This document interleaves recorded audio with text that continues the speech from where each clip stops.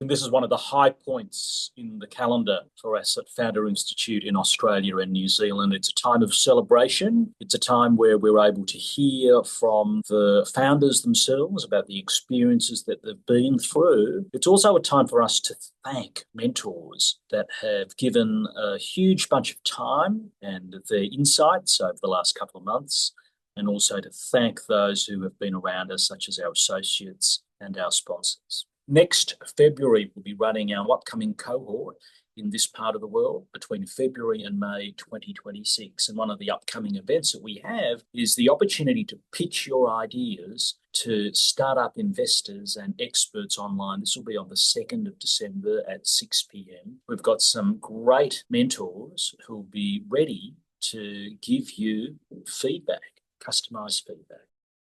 What I wanted to share with you is a little bit of background on Paul and I, who have been involved in the startup community in this part of the world for more than 10 years. And I have a background originally as a techie, but then moved into management as well as marketing. And these days I'm a partner at Right Click Capital, where we invest in technology companies across Australia, New Zealand and Southeast Asia, including software, deep technology and IoT connected devices. Paul Krzyzewski, my fellow co-director, has many years of knowledge that has been built up through product management, and he's worked with teams both here and in other countries building really, really interesting products. And he's also got experience across 4 startups. So Paul has the product management chops, and together we are really delighted to be helping founders in this part of the world build their dream company. We're supported by Addison's, which is a well-known Australian law firm who have a practice that specialises in assisting startup founders. And Rebecca Dooley, who's a partner at Addison's, has been a very strong supporter of Founder Institute.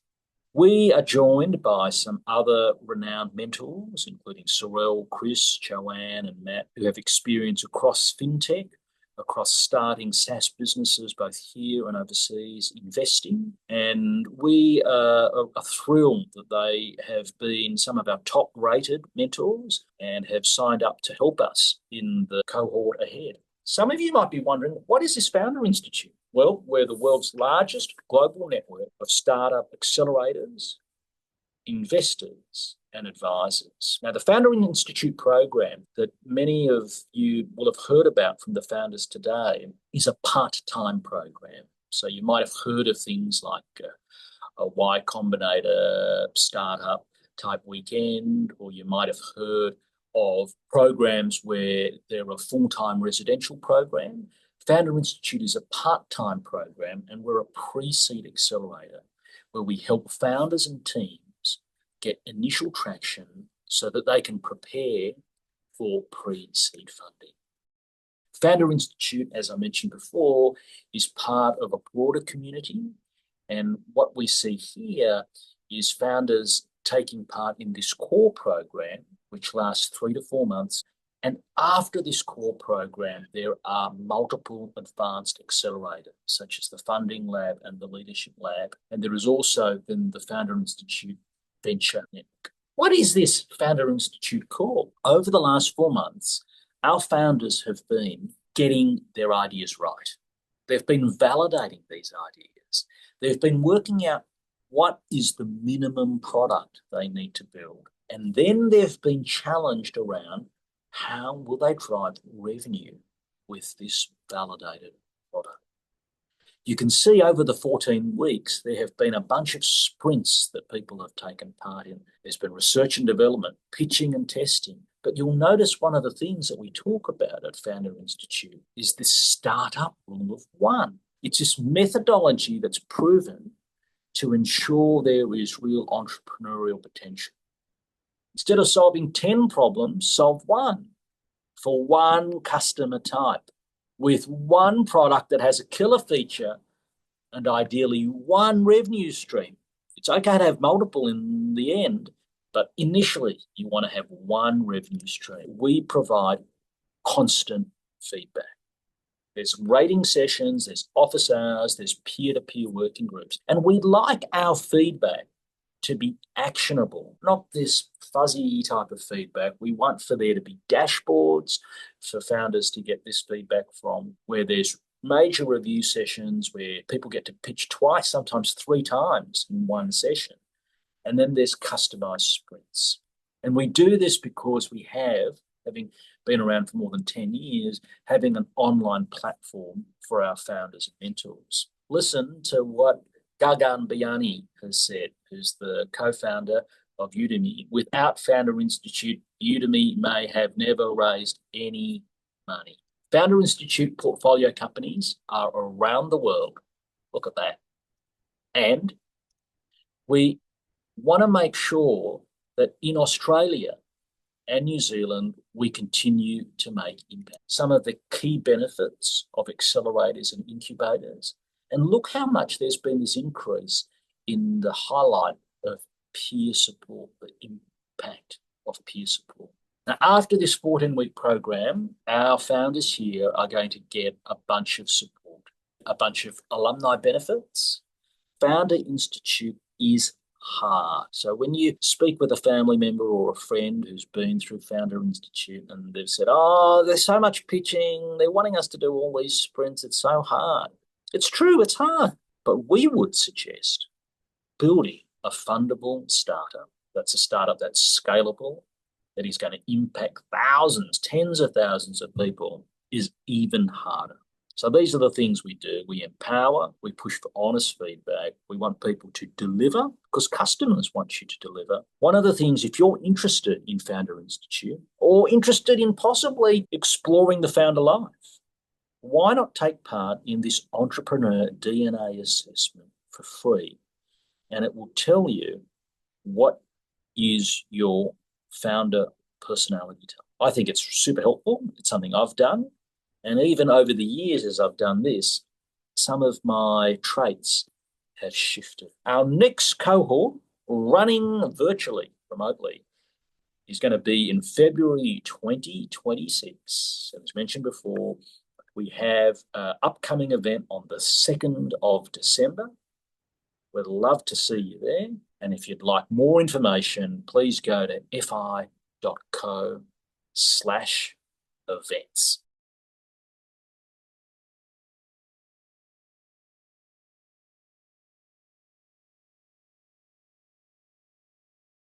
Alex Afshar here, Managing Director of Dolanto.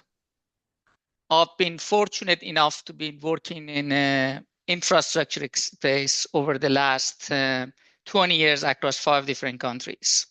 As a result, we have been developing solutions to be able to address the challenges at the moment we have in the market. If you live in Australia, you know the first hand, the challenge of major infrastructure projects that you see day to day across road, rail, tunnels, everywhere. These projects at the moment is quite complex. The key focus at the moment for us is developing and automating contract compliance assurance for all these major billion-dollar projects. Across the value chain, organization dealing with the tight contract margin. When they start the projects, the margin start 9% and suddenly drop to 2-3%. We developed a SaaS solution called the Smart Assurance, and through this, we're able to help organization across the value chain to be able to get visibility to the margins they're losing from these contracts.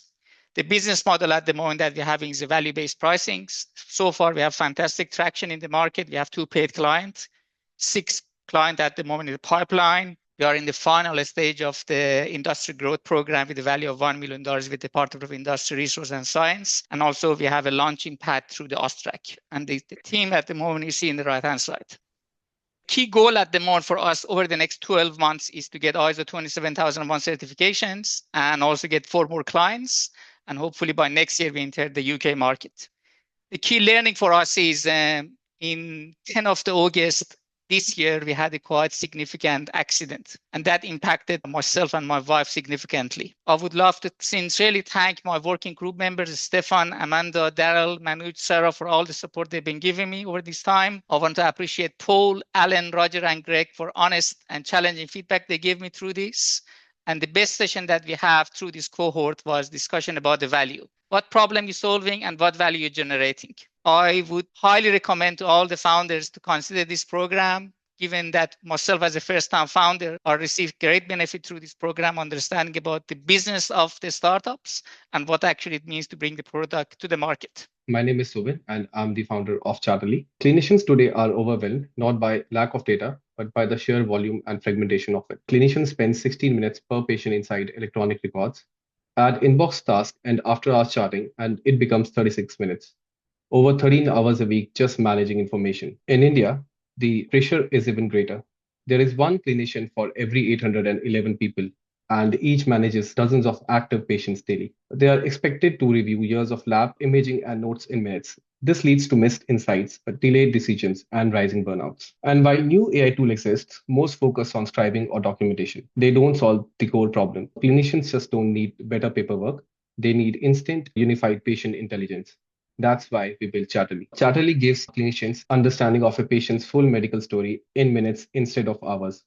We unified fragmented labs, imaging, and notes into one clear intelligence layer that's fast to review and easy to act on. Clinicians get instant context, can ask focused questions about a patient's history, and make safer decisions with full clarity wherever they are. Chatterly gives clinicians time back, clarity back, and confidence back, ensuring they never miss a critical insight again. By December 2026, Chatterley will simplify treatment decisions for more than 50,000 patients by being deployed across at least 10 hospitals. We are committed to making clinical decisions faster, safer, and more informed at scale. When I entered Founders Institute, I had a broad idea about building something in AI.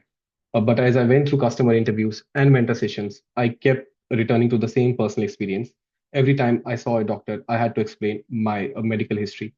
And doctors told me they were experiencing the same problems across all their patients. That insight is what shaped Chatterley's focus on AI patient intelligence. While I would like to thank everyone, two mentors who made a huge difference were Paul and Joe. Paul consistently pushed me at every stage while still being very supportive and accommodating. And Joe's guidance on fundraising and pitch feedback was incredibly clear and practical. Overall, FI has been very transformative for me. The mentor sessions gave me perspectives I didn't know I needed, and the structured feedback helped shape Chatterley into a focused, high impact product. I would strongly recommend Founders Institute to any aspiring founder who wants real world clarity and discipline. I'm Amanda from NetAdvantage. We are building Delivery Foundry, an online tool that helps companies uncover hidden software waste and how to fix it so teams can focus on valuable work. My co-founder and I have worked with and led multiple software environments. We have experienced the frustrations of software projects failing. For a typical software team, that can equate to as high as 1 million New Zealand dollars every year. Our experience has given us insight into the inner workings of value delivery to address the critical gaps. It's not good enough to merely track daily tasks or have shallow, ritualistic team meetings.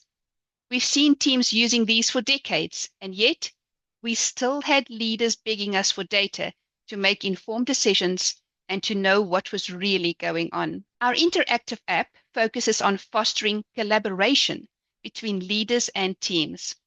It targets waste, tracks how work aligns to company goals, and raises issues before they get out of hand.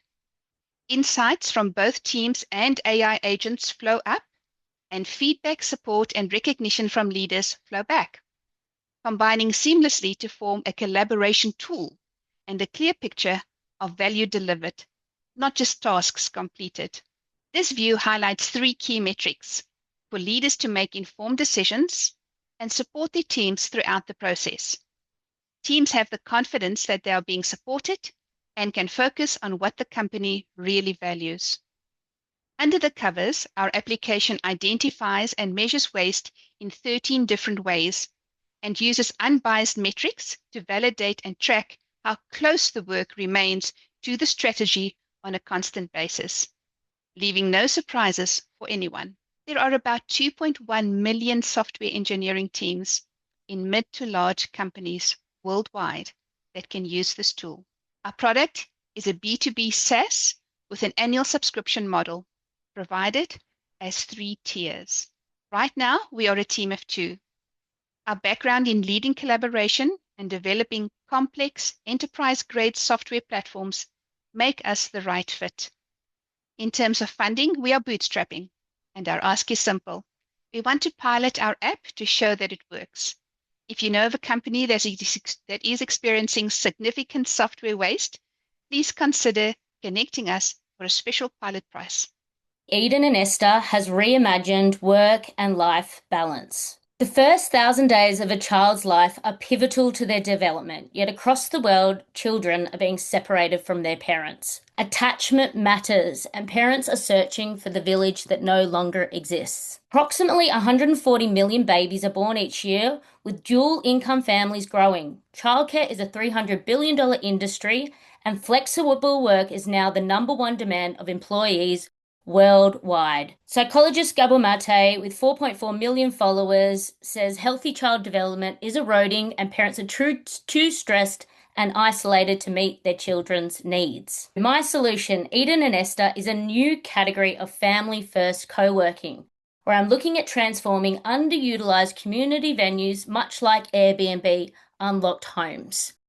I'm looking at nature-based to reduce family stress, community-led to create a village, and shared spaces that have a heart for families, like schools and church communities. This is not my first rodeo. As the first employee of a SaaS marketplace, I have seen companies scale to 92 countries and been part of it. I have 11 years experience in building global communities, and I have an existing network of mentors and advisors. My superpowers are never giving up, problem solving in my sleep, and a tenacious mother who knows the pain of juggling work and life. My current traction, I've sent out proposals to 3 churches and 1 school with very good early feedback. I'm looking to launch in Terry Hills on a 4-acre church property that is looking to connect with local families in the community. I have a waiting list that is growing of currently 30 families and a clear pipeline of networks to engage. As for my North Star, I'm looking at launching in 8 locations. Alpha course started from 1 small church group and it grew to a program of 30 million participants across 169 countries, meaning this is possible. They created a clear brand, a structured play group, and community-led replication, and I'm driven to do the same. At $76,000 a year, generating profit, as I start, I have found unit economics that can work. Founder Institute, as Paul continued to remind me as I went on the roller coaster of this journey, fall in love with the problem.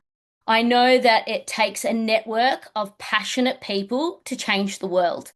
And I feel so grateful that I've had the opportunity to meet such incredible people who are stepping out to become founders and mentors that have been there before, understand the pain, and can encourage me to continue on a path that I know is deep in my heart. I would encourage anyone who's brave enough to do something, to disrupt an industry, to change the world, to be a better place. And this is the perfect space to feel cared for and supported. I want to thank Paul and Benjamin for leading this program with such wisdom and patience and encouragement, and so many mentors that have impacted me to continue to try to change the world. Thank you. I'm Helen Huang, economist, author, founder, and CEO of Economic for Kids. My mission is a simple but nationally and globally significant, empowering every child understand how economy works and shape their future, safety, and success. Australia is facing quiet crisis. Despite a heavy investment in financial education program, Australia still have a financial crisis in economic literacy, and this is the evidence. Children grow up lack of essential financial and economic knowledge. We come up with the first solution, the Amazon best-selling book, and now becomes a movement. Second solution is the transform complex economic idea into excited interactive games. Children explore economic tool lesson, games, and mini quizzes. Third solution, we bring the first and second solution together to classroom. We build strong early traction with more than 2,000 copies sold on Amazon and 40 online platforms. Our team brings deep expertise across economics, engineering, computer, and global investment. Founder Institute journey has been unforgettable. I'm grateful to every mentor and fellow on the journey for your honesty, support, and belief. And thank you again, Paul Paul and Benjamin. Hi, I'm Julian from Engage Now. We are building a curated business-to-business marketplace to connect small and mid-sized businesses with vetted partners across IT, data, design, marketing, consulting, and HR, as well as emerging tech. We refer to these partners as agencies with teams. To show why this matters, let me start with a typical decision maker. Anna runs a 20-person company that needs support across all of those agencies, but doesn't have the in-house expertise to evaluate the agencies or make a safe choice. So how does Anna actually search for partners today? Small and medium businesses bounce between Google searches, their own networks, Fiverr and Upwork, and higher price consultancies like PwC or Datacom. And when we look closely at this process, the core problem becomes very clear. The result is a high failure rate because small and medium businesses face thousands of agencies across many verticals. No centralized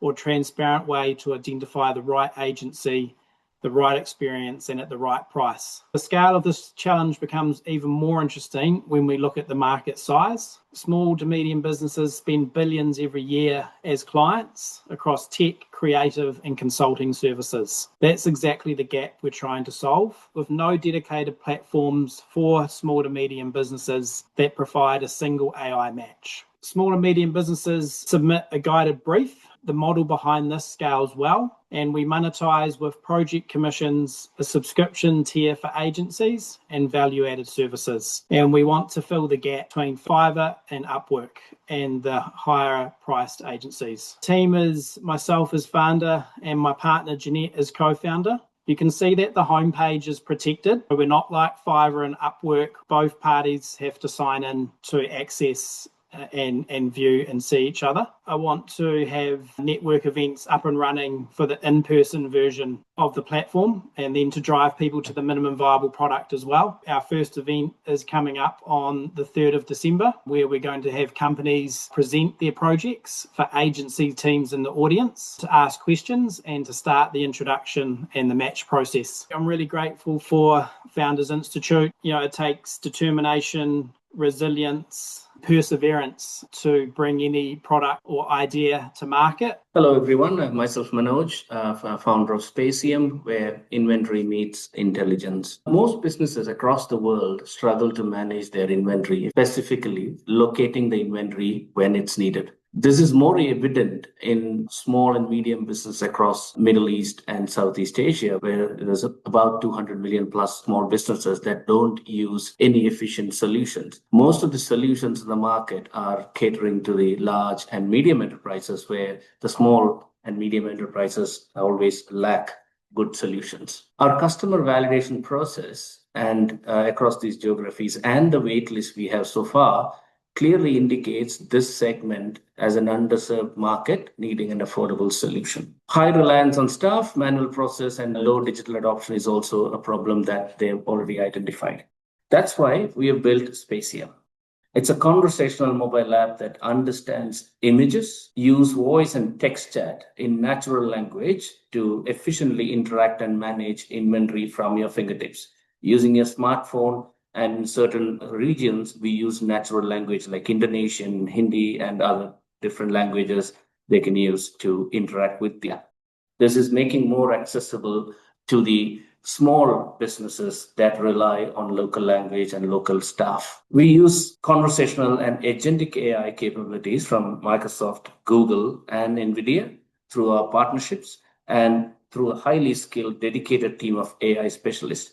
We are proud to be part of the Microsoft for Founders program and also the NVIDIA Inception program. We are about to launch a beta product to the waitlist customers, and now we are seeking funding to launch the product to the market, scale across multiple regions, and also establish our first big customer base end of next year. Our pledge to the community is that we achieve our North Star goal of lead the global shift towards intelligent inventory for every businesses.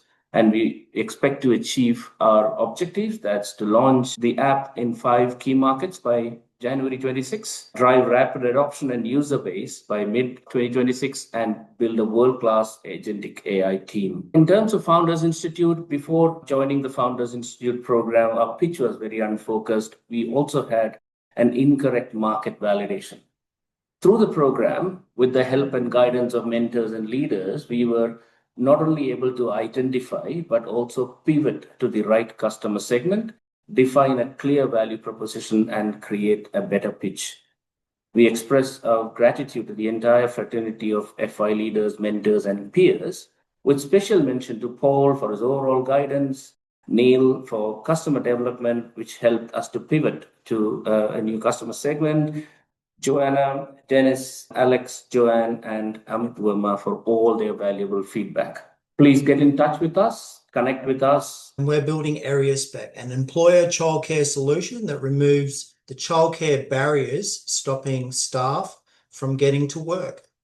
Across Queensland, the staff of more than 100 hospitals and other shift-based employers cannot access flexible childcare outside standard hours. Staff turn down shifts, absenteeism rises, overtime blows out, and workforce shortages get worse. Employers feel this every single day. Not enough childcare means not enough staff. Area Spec makes childcare needs visible and solvable by matching employer rosters with available childcare. We partner with family daycare providers who can deploy home-based educators in 4 to 6 weeks to deliver flexible 24/7 care aligned to actual roster demands. Employers subscribe because it stabilizes staffing, reduces absenteeism, and keeps their workforce operating reliably. We use a tiered subscription. As more staff secure care through Area Spec, employers move up tiers from 200 to 2,000 per month, aligning our revenue directly with their workforce outcomes. Area Spec connects childcare supply to workforce demand, turning a major operational barrier into a solvable data problem. Today, we make a pledge to ourselves, to our families, and to everyone who believes in what Area Spec can become. We commit that over the next 3 to 6 months, Area Spec will prove that childcare access can be made visible, measurable, and solvable, and we will do it through action, not aspiration.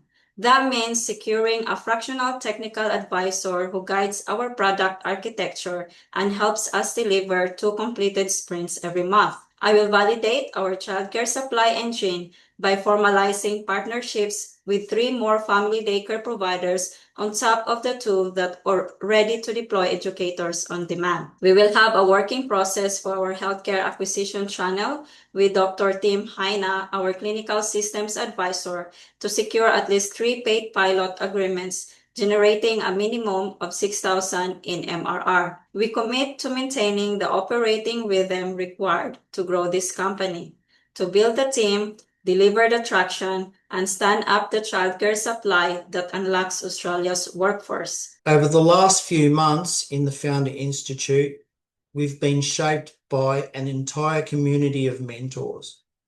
Rather than highlight just 1 or 2, we want to acknowledge the whole ecosystem. FI doesn't just offer advice, it reveals how different founders think, decide, and build. Every mentor gave us something valuable, a sharper question, a reality check, or a reminder to stay aligned with our mission. These interactions strengthened both our venture and our discipline as founders. To all FI mentors and co-founders who shared their experience and high standards, we thank you highly. So first of all, thanks so much for inviting me. It's really exciting. I've known about Founder Institute for a very long time. A big fan of what you guys do here. And in general, it's just so nice to see people pitching their ideas. I'm jealous, I'm envious. It's exciting to actually see it. I listen to kind of startup podcasts all the time, but you can listen to an hour of a story and then you can just listen to 5 minutes of a pitch, and the energy you hear in the pitch is so much more exciting. I'm really excited for you. All the concepts are really great, and it's such a great time to build products. It's such an exciting time to build companies, and I'll tell you all about why I think it's such an exciting time, but in general, very excited for you. I'm here today to tell you a little bit about vibe coding, vibe designing, the whole kind of like emerging vibe flow that is taking over the product and design space, and hoping to maybe leave you with a few tools and a few tips that will help you move forward with everything you're working on. Let me tell you a little bit about who I am. So I'm a design-led product manager, which means I kind of bring together the world of human-centered design and product management to try and create kind of lovable product, user-centered products. I love Ben's comment before about designing for one and then going from there, just making sure that your products are really grounded in real needs, real people, real value, etc. I am, as of late, I'm a lovable ambassador. I'm actually one of 2 in Australia. So there's about 90 of us worldwide. They've selected about 1 or 2 from each country to try and kind of spread the lovable gospel. If you haven't heard about lovable, you'll hear about it shortly. But in general, I'm trying to help vibe coding spread in Australia as another way to get products supported and founders and designers and product managers in general supported. And I am part of the Extended Founder Institute family. So I'll tell you all about it in a second. But as I said, big fan of what you do here. What we're going to cover today is we're going to talk about vibe coding and designing. Vibe coding was only coined in February this year. Vibe designing only really emerged in the past few months. It's really interesting to see how it's kind of changing the landscape of the way we build products. And I'm going to cover that a little bit and then show you how you can use it for the products that you guys are working on. If you take nothing else from today, I just want you to take this one slide. It's a very exciting time to build products and to move from concept to product. So there's a term we use in product work, which is 0 to 1. So kind of from rough concept to a tangible product, your first minimal product, etc. It's never been easier to go from 0 to 1. And it's always true every year in the past few decades. Every year has better tooling, better tech, etc., etc. So every year is the easiest time it's been to ever build a product. But it's something very different has happened in the past half a year to a year or so. Many of us talk about it as a paradigm shift. We still don't quite know how it will impact the market. But in the past decade, until I would say until half a year ago, until a year ago, in order to get a product, even if the most minimal MVP, you'll need a team of about 3 people, product managers and engineer, designer, etc., and about a bunch of money and about 3 months of your time to get a product created. And now you can do it in a few days to a week on your own. And it's all powered by this new tooling and new tech called vibe coding and vibe designing. And it's absolutely incredible. So I think we're going to see a lot of products, many more products come to market, many probably bad products, but also many great products. A lot of people out there that have ideas and concepts in their minds that never been able to build them because they're always limited by the 50 grand investment or by getting a tech founder, etc. You can now get quicker from 0 to 1, which doesn't solve all of your problems, but really takes you a whole few steps forward. So if you take nothing from today, it's that you are living through a very exciting time, and I'm very jealous of you. I'm not currently in the place of starting a startup, but the fact that you guys are it's great. It's the best time I think it's ever been to do so. Let me tell you a little bit about the changing landscape by way of telling you a little bit about my actual history with product, with tech, with this community that you're a part of. And then we'll kind of go from there. A little bit of my history with this space and with your community. I'll quickly show you. This is a bit of a timeline of what I've been doing in the past decade or so. If I zoom in on 2013 and 14, I was a master's student at the University of Sydney. A few students and I won a big kind of business and innovation competition, a lot of slides, a lot of business models, etc., etc. And we had a concept for putting user research on entertainment systems on planes, using I can see Ben smiling, using people's spare time on planes to get them to fill in user research, etc. We had no idea what we're actually doing. We had no product experience. We were business students just working on slides and working on business meetings and MOUs, etc., etc. But we were very passionate about this concept. At some point, we actually pitched at a competition called SeedStart. Ben was one of the judges. And Ben, I don't know if you remember this, but I remember this. You actually came to us later and said, you guys should just stop pitching, A, because someone's going to steal this concept, which you don't usually recommend people to be worried about. And two, because just get working on the product and get it out there. So just like stop going to competitions, which we stopped after that. And just build this product and see if we can make it work. We did that, but as I said, we were inexperienced. We weren't yet product people. And what happened is that we end up burning ourselves out. It's hard to build a product. It's hard getting from 0 to 1. It's hard getting students to get the permission to put a software product on planes. And we kind of burned ourselves out. Coming out of it, I ended up joining GoFire. I became a go-to-market lead, which sounds very big, but really startups are small, so there's only a small team there. GoFire, as you mentioned, is part of the Founder Institute. Our founder, Danny, went through the Founder Institute cohort and came out of it deciding to work on the hardest thing in the world, which is both hardware and software. I joined them. I helped them rethink who the users were and the value props and how we are going to get it to market. We launched a crowdfunding campaign. We raised $250,000 Australian dollars at the time. We got about 1,000 users and managed to get the product to market, which was very, very exciting. And probably one of the most, teaching, interesting time in my personal career. And then after that, I kind of stepped away from startup world and went more into both agency and internal world. So for the next 10 or so years, I've worked as a product manager, as a lead product manager, helping companies go through that same process, going through that 0 to 1 process of creating new products, testing new products, etc. But all in the context of already working internally, not starting new startups and so forth.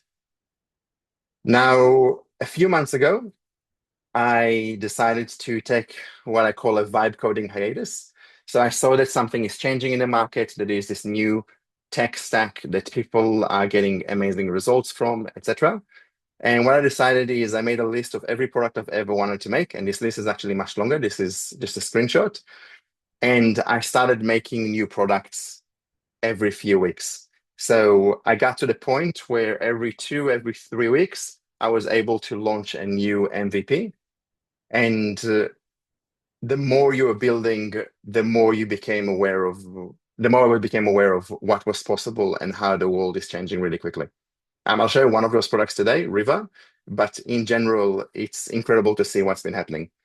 Now, I became a Lovable ambassador a few months ago, where Lovable pretty much reached out to me and a few other people around the world, based on the fact that we're the most active users on the system, probably because of this list and building a lot of things.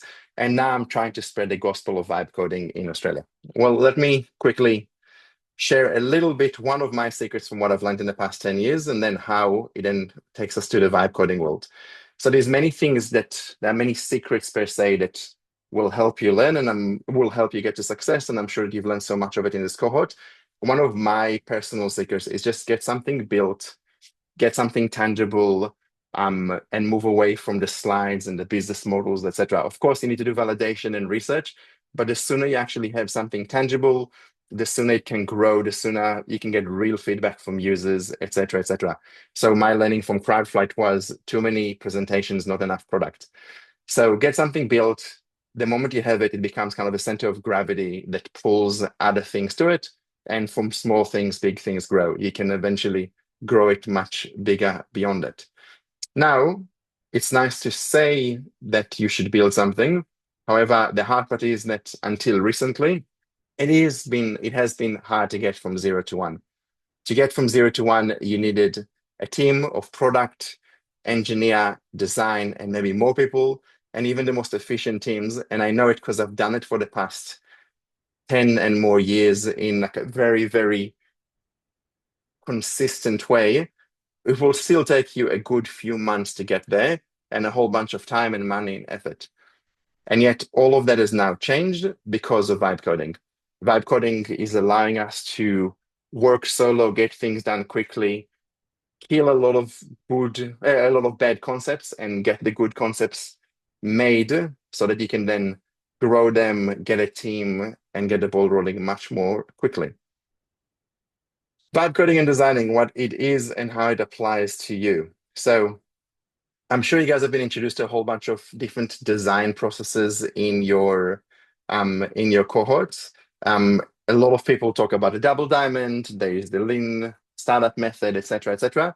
This is just a simplified design process for what makes sense to me. In my approach, you move from strategy to discovery to having some kind of a concept that you then start shaping, features, users, needs, value prop, etc. Eventually you design, you build, you pilot, you scale, and obviously you go through loops in between those. Now, the design process hasn't changed. We are still on this design process. What has changed is the tooling of what tools are at our fingertips to engage with each one of those steps. Regardless of exactly where you are, vibe coding and designing is really useful for this space. So if you are just starting to kind of shape your concept, or you've shaped it, you've done the validation and research, and you want to start designing and then building, you can use vibe coding and designing for that space. If you already have built something, and then you can use vibe coding and designing to improve what you've built, to rebuild it if you need to think about the next feature set, etc. I'll get into more of that in a second. But just in general, get a sense that you guys are somewhere here, and it's a really great place to kind of test these tools that I'm about to show you. So vibe coding in general is the application of using AI to work on this build phase, using AI for front end, for back end code, etc. And if you actually look at the definition of vibe coding, which has only been coined more or less around February, it's the use of AI to code through the use of natural language. So you're using natural language to actually write front end, back end code, etc. And you're focusing much more on the output than you are on the actual code. I've been building an enormous amount of code in the past few months. I haven't looked at the code once, or sometimes I haven't understood what I'm looking at, but I've been able to just build a lot of things because you take step by step and you're focusing on the outputs. Now, hand in hand with vibe coding, we've got vibe designing, pretty much using AI to design screens. And then you even have this concept emerging called vibe shaping, which you use the AI as a thinking partner to think about the spec, the features, the user needs, the problems in the market, etc. If you look at it here, everyone's talking about vibe coding, but really it's part of this larger piece where people are also using AI for design, for shaping, so forth and so forth. Now let me show you how you can actually use it in your day-to-day. Building your products. If you haven't built it, great. This will be amazing for you. If you've already built it, you can use it to prototype new elements in it, or maybe improve the code. There are many tools for vibe coding. I am a bit biased to say that for me, Lovable is the best one out there. There's probably a whole spectrum of complexities of tools. Lovable is a really good one to get started, to get from that 0 to 1, get into that first tangible thing. And later, some people continue in it, some people move on to other tools. A lot of people start directly in here, in the Lovable screen. So Lovable made a really great experience for it. You can come in here and start saying, I'd like to create a book app. I'd like to create a new music app. I'd like to create so-and-so. And now they also have a voice feature where you can just go have a yarn, explain everything that's on your mind, and start working with the AI to build it. Now, while that works and a lot of people are working on it, I personally don't recommend starting there. So in a way, think about the fact that it is just because we have AI doesn't mean that the design process has changed. If you right now, without AI, go from early discovery or from kind of rough concept to directly building. So for example, you have a concept in mind and you sit with an engineer and say, hey, let's start building this thing. Let me just tell you what I'm thinking and we'll code as we go. You'll get somewhere, but you might take a lot of wrong turns at the beginning. You might change your mind about a lot of things, etc., etc. So if you actually engage with some of those early steps, remember that those steps are still there on the journey, you can get a much better result from here with a little bit of work. So personally, if I talk about my vibe coding workflow, I kind of go through this process. I go from shaping to designing to building. Now, I used to just do the shaping and the designing in ChatGPT. I think the humble chat is much more powerful than we give it credit for. It can create amazing UI and it can be, more brilliant than myself and than most people I know in terms of thinking through concepts. Recently, I actually added a different tool to my workflow, Riva. So it's a tool that I've built myself for this process to help people think through their concepts in a more coherent way. Long story short, I took the many years I had in 0 to 1 product management and created a tool around it. And it comes with a bit of a workflow that helps you build your product from first principles to then lead you to designing, to then lead you to building. But if you, regardless of the exact tools you use, if you shape a concept a little bit first, and then you go into designing, and then you go into Lovable with an explanation of what you're trying to build with some screens and some clarity around it, the results are like night and day in terms of what you're getting. And you end up getting much better, more efficient. You'll end up getting a much more effective result with less credits, cheaper, less time, etc., etc. Now, if I'll quickly, I'd like to show you Riva quickly, just so you get a bit of a feel for what I'm talking about. Is everyone okay with that? Everyone can? Awesome. So shape your product first before you build. So shape your concept, design your screens, build your product. If I jump into Riva, but if I just do a quick, if I just quickly log in, I wanted to show you kind of the flow of what happens. So let's say you wanted to work on a new product. Let's say that product is called XY. You can explain what it is in a nutshell. I'm not going to give all the information, but I'm just going to write gibberish in here. What you then get is a space where you've got a bunch of templates you can fill. So you can say my product name, what it is in a nutshell, the metaphor, so kind of like the Airbnb of or the Uber of, etc. What form does it take? Is it mostly mobile, mostly desktop, etc.?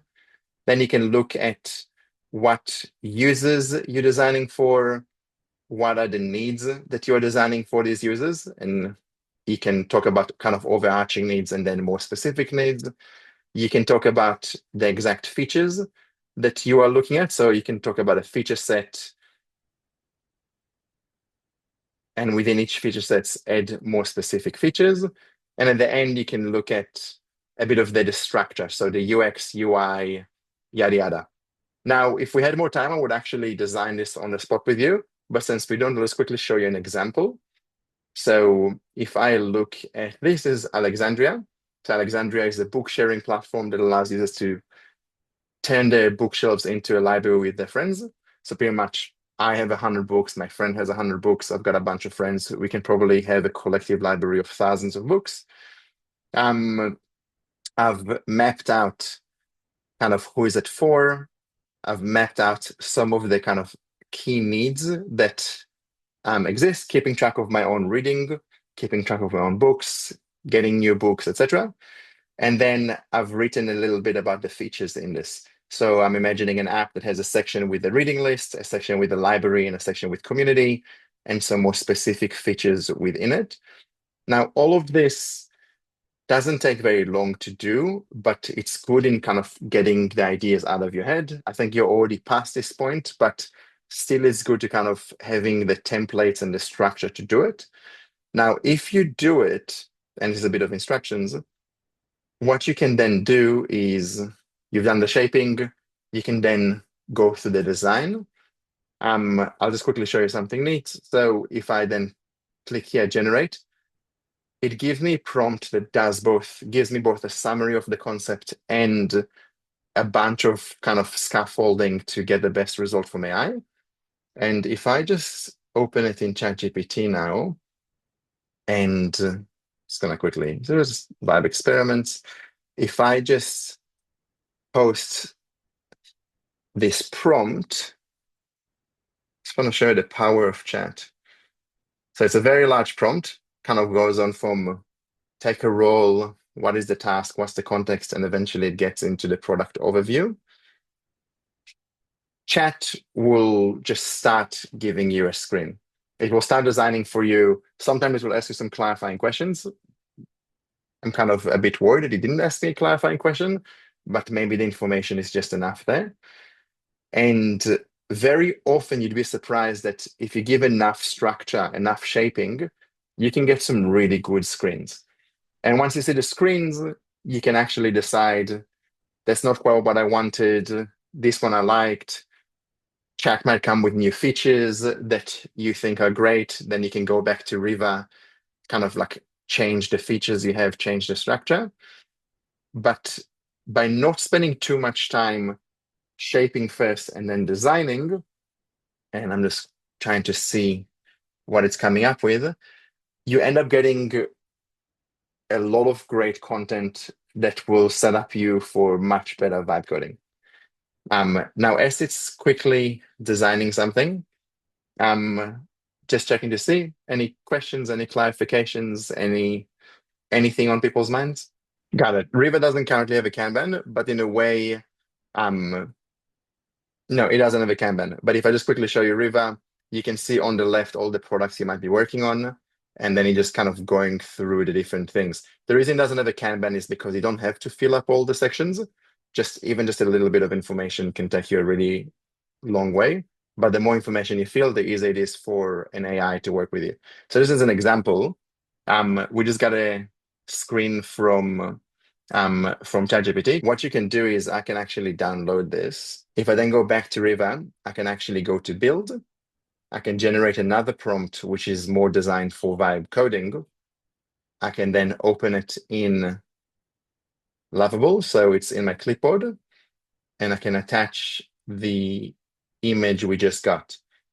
So now, going through that workflow ends up setting you much better up for what you're doing. So you're giving a bit of a role, a task, a context, all the information about the app, and then you're even giving some visual elements to the prompts to explain what you're looking at. And we don't have time to go through the whole process, but long story short, if you then press, go, it will have so much easier over time, a much more easy time to help you build your thing. Now, I'm just going to leave it here to think for a moment, but I'll see how we go with question time. I'll try and wrap up in a second. But once you're actually in Lovable, there are many tips and tricks that will help you get the better result out of it. So for example, as I said here, I'd recommend shaping and designing first. Having good prompts, such as from Riva or from anywhere else. If you're working with ChatGPT, you can ask for much better prompting for a particular tool. We often recommend to actually look at the UI first. So ask for no front end, no back end, and that's in the prompt we just gave Lovable as well. And then once you get the UI right, you can build all the back end. Often it's good to kind of go one screen at a time so that it doesn't try and build the whole app. A lot of people that go into vibe coding straight away, they don't give the constraint of building one screen at a time. So the AI tries to build the entire app, and then you end up just having a lot of ends up taking a lot of wrong turns. And there's many tips and tricks for how to get a much better result from Lovable. Now, if we go back into Lovable, what it's doing is I've actually asked it to give me a few different recommendations. So a lot of people talk about one-shot prompts to avoid that. So if you ask the AI to give you a few options, it will consider what it might like what are the different ways you can go about it.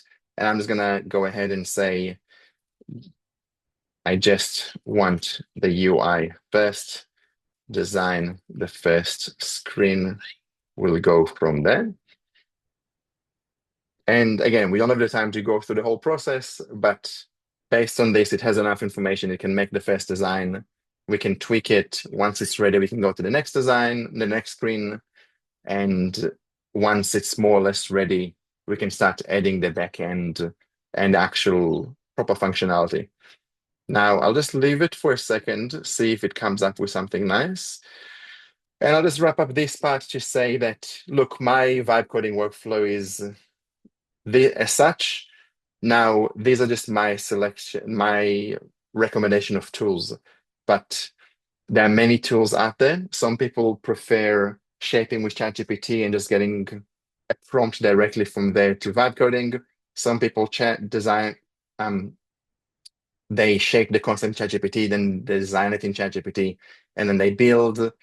Some people use ChatPRD. There's many tools out there that are helping people think through their concepts. There are many tools out there that are working with vibe designing, such as Stitch from Google, such as UX Pilot, which is a really great tool that I also recommend looking at.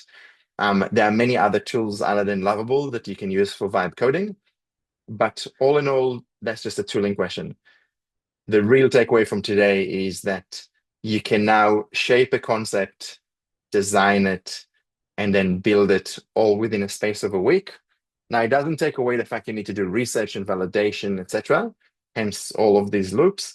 But the fact that you can now, once you've done your research and validation, do this within a few days, a week, a few weeks, is a whole paradigm shift compared to where we've been even just half a year ago, and where most of the industry still is. Most of the industry is taking more than 3 months or around 3 months to build it. And we're not in that world anymore. What can you use it for? You can use it for building brand new products. You can use it for building brand new feature sets, and you can use it for prototyping tweaks on existing feature sets.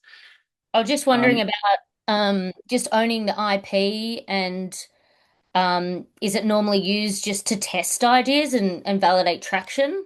And if you were to build something even more complex, do you bring developers in that are willing to build on top? I guess I just want more context around all that. So, no, I'll answer. I'll try and answer those in order. The IP is owned by you. It's just a tool. So, like when you design in Figma, Figma doesn't own your designs. If you design in Lovable, you still design, like you still own your own product. In terms of what you use it for, it's great for prototyping, and a lot of people prototype in Lovable. However, it's also great for actually building products. So you are now at a point where you can build your MVP in Lovable, and you can actually make it quite complex before you need to go to another tool or to actually bring engineers. The whole question around bringing engineers, it hasn't changed. You still need engineers. It's only that you might be able to build an MVP, get to 1,000 users, validate your thing, and then bring engineers to build the beta of a product. And can they build on it, or do they need to start from scratch? I've seen both. So some engineers are working with the existing code and building on top of it because the toolings have gotten pretty good. Some engineers would prefer scrapping it and starting from scratch, but they already know what they need to build. Yeah, perfect. Okay. And with the framework of it, because I used to work in product design and head a product with engineers, would I have to be writing out like a scope like I would for engineers currently and put that in? If I wrote a scope? Well, it all depends. If you're working just with ChatGPT, talking through your concept, you can just at the end say, hey, I'd like a summary of this as a prompt for Lovable or a prompt for Cursor. If you're working with Riva and you're just filling in all the boxes, it already creates all the scope for you. So, Oh, great. And you can edit those things, etc. So if I look at Riva here, I'm using the left nav here for brand new products. So I'm working on a whole bunch of different experiments, but you could just use it as a roadmap in the sense of like write all the different feature sets themselves and then organize it. You can actually use vibe coding to create new features in existing products. So some really fun things I've been doing lately is I've actually been taking Lovable. So I'll take screenshots of Lovable and I'll feed it to Lovable to say, I'm thinking about this new feature set I want to test on in this particular section. Can you create it for me? And it will just create a interactive prototype of the existing product with the thing. And then later, I've sent it to the team in Sweden to be like, what do you think about this? And none of them have actually been built, but the fact that you can do it is very exciting. I just wanted to show you that like we took the screen from ChatGPT, we gave it to Lovable, and now Lovable has actually created not a perfect version, but a version of what we're looking at. So we have the sections down the bottom. We've got the read, like to read and reading, the reading cards. All of this is almost exactly to the spec I gave it using Riva. And the only reason the other things are not active is because I asked it to only create one screen to start with so that I can tweak it before going everywhere else. And this will be, once you work through it, this can support thousands of users.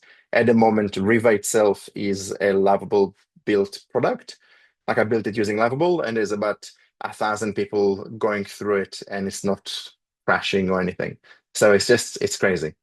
What you can now do with vibe coding and designing just is completely mind-blowing. I'm running an event tomorrow for those that are in Sydney. It is, it's called Bondi Vibes. Pretty much we're just taking over space in Bondi and we are turning it into a bit of a vibe coding hub. People are just coming to work on brand new concepts or concepts they're already working through for a while. We'll have food, we'll have drinks, we'll give you a space. A bunch of us mentors are going to be roaming around, and it's just a nice space to work on your concept. I'll be running a whole bunch of these over the next few months.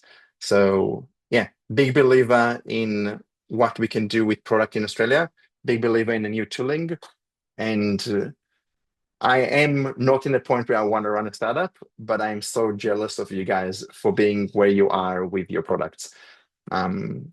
Thanks so much for having me, and that's it for me. Next February, we'll be running our upcoming cohort in this part of the world between February and May 2026. And one of the upcoming events that we have is the opportunity to pitch your ideas to startup investors and experts online. This will be on the 2nd of December at 6 p.m. We've got some great mentors who will be ready to give you feedback. Customized feedback. We'd love to see you there. And if you'd like more information, please go to fi.co/events.